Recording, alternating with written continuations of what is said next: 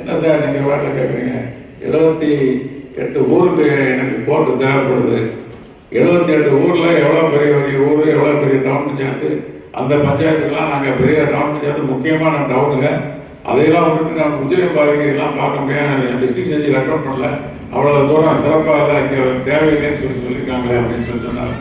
அப்போ நான் சொன்னேன் ரகுபதி மேய்ச்சிட்டு சொல்லி அவர்கிட்ட சொல்லி எப்படியாவது சொல்லுங்க அப்படின்னு சொல்லிட்டு அவர்கிட்ட சொல்லி ஹைகோர்ட்டில் ஏற்கனவே ஒருத்தருக்கு கவர்மெண்ட் அட்வொகேட் ஜெனரல் அவரை கூட்டிகிட்டு போய் அவரையும் கூட கூட்டிகிட்டு போய் அவர்கிட்ட நாங்கள் சிறுமலை வாழப்போக்கெல்லாம் கொண்டு கொடுத்து இந்த காரியங்கள்லாம் பண்ணி தான் செஞ்சு வாங்கியிருக்கோம். இப்போ நம்ம மருத்துவத்து அதனால் ஏதோ போய் நாங்கள் நிறையா போகக்கூடிய தூக்கி போய் எல்லாம் கொடுத்து பட்டு வேசியை போட்டு எல்லாம் ஏதோ எங்களால் முடிஞ்ச காரியத்தை நாங்கள் செஞ்சு தான் அந்த போட்டெல்லாம் வாங்கியிருக்கிறோம். அதனால் எல்லாமே நம்ம ஒரு பெரிய அச்சீவ்மெண்ட். ஒரு மலை மேலே ஏறதுன்னா சாதாரண பள்ளிமலைக்கு நடந்து போகிறதா கொஞ்சம் கஷ்டம், ரோப் காரில் போனால் போயிடலாம்.